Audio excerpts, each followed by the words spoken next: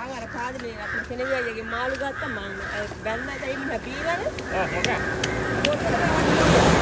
Ice මාළු කලවම් කරලා ගන්න. හොදන්න බද්ද. ඔව් මේ එහෙමයි කරන්නේ. ඉතින් ඉතරහන් අලුත් මාළු ටිකක් කියලා දෙනවා. හරිද? හැමදාම මේ මාළු අලුත් මාළු ටික අයිස් එකට ගහනවා පරණ මාළු ටික දවස් ගානේ විකුණනවා වෙන කරන්නේ. මම නම් ගිහිල්ලා බැන්නා මං කමා මේ බිව්වට කමන්න මිනිස්සු කී හරි දින ඒක හොදන්න බෑ අයිස් එක හොදන්න බෑ. ඒක කැඩෙනවා නේ. කැඩෙනවා. මම අයියා මාම ඔයාගේ මාළු එපා කියලා. එයා පෙති කපන්නේ කපුටි කරනවා. මම රුද්ද කරලා දෙනවා එයාලා කපා ගන්න කියන්නේ.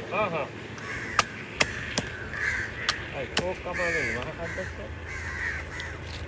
ඔයාගේ සාමාන්‍ය ගානට මට කෑලි කපලා දෙන්න කප්පිය ගොඩක් ඉන්නවා. ගහම මේ හරියට. ඒක ඔලුවට යන්නේ.